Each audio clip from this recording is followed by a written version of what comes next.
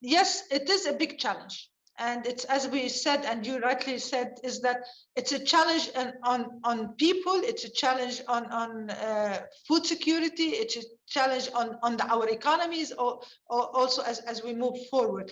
Oil exporting countries like Kuwait and others are starting to spend billions and billions of dollars, and Saudi Arabia, UAE, Qatar, and all the oil exporting countries, to mitigate the impact of climate change by taking various policies and various projects to have a clean energy production, capturing, also engaging in the circular carbon economy itself to address part of the issues. At the same time, creating technologies and utilizing technologies to mitigate the impact of the carbon emissions, as well as creating industries for jobs. So the transition becomes as an economic diversification to these countries, also to be independent. But if carbon is a transition stage of producing oil, it could be a transition but it will become a transition and a catalyst for economic diversification to their economy, while addressing the climate impact,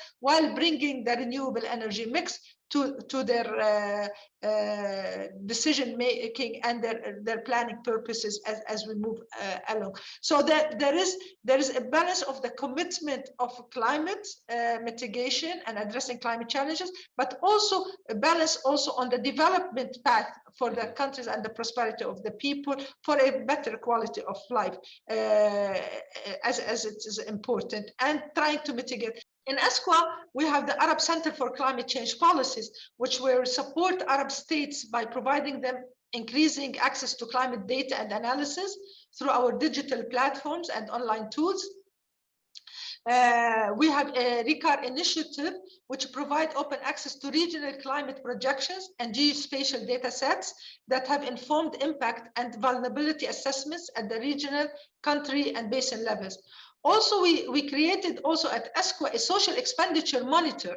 It's an online tool for budgetary and fiscal reform purposes. So it tracks and allocates resources for climate action for member countries.